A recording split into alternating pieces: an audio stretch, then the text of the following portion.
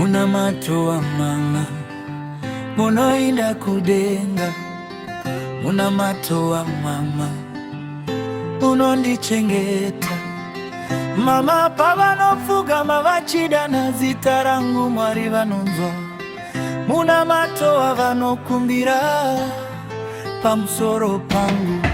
Ndakafamba nzira dzakawanda ndikasangana nematambudziko, asi ruoko Mwari rwakandisimudza. Nekuda kwemuna mato wa mama pandenge ndava kurasika mumigwagwa yenyika, Mwari vakandiratidza nzira.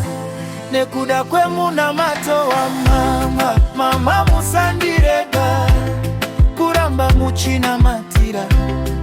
Nekuti ndinoziva simba riri mumuna mato wenyu.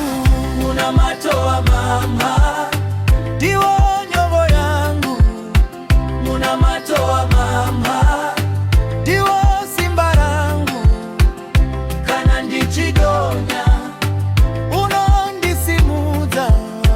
Muna mato wa mama unoenda kudenga.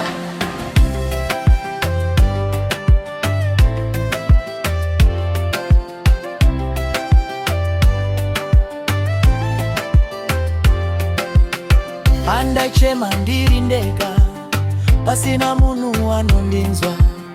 Mama vaive pamabvi vachikumbira kuna Mwari.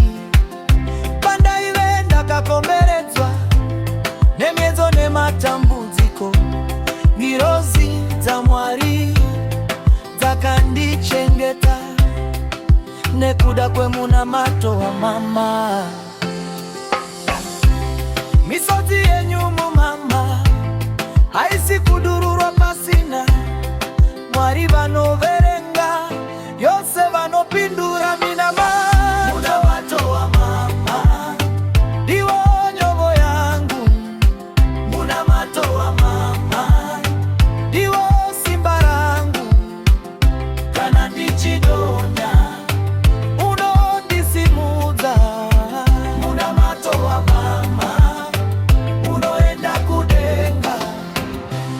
Dai ndisina muna mato wenyu ndingadai ndakarasika. Dai ndisina rudo rwenyu ndingadai ndakaparara. Mwari varambe vachikuchengetai.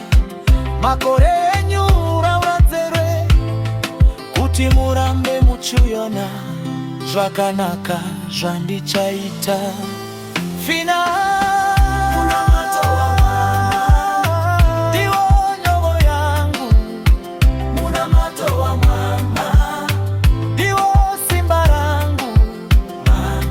rambai muchinamata, rambai muchitenda. Nikuti Mwari vanonzwa. Muna mato wa mama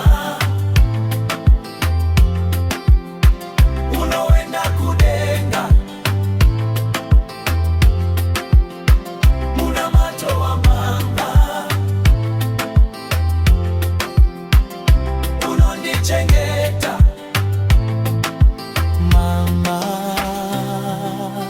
Ndinokutendai nekundisimudzira kuna Mwari. Heart of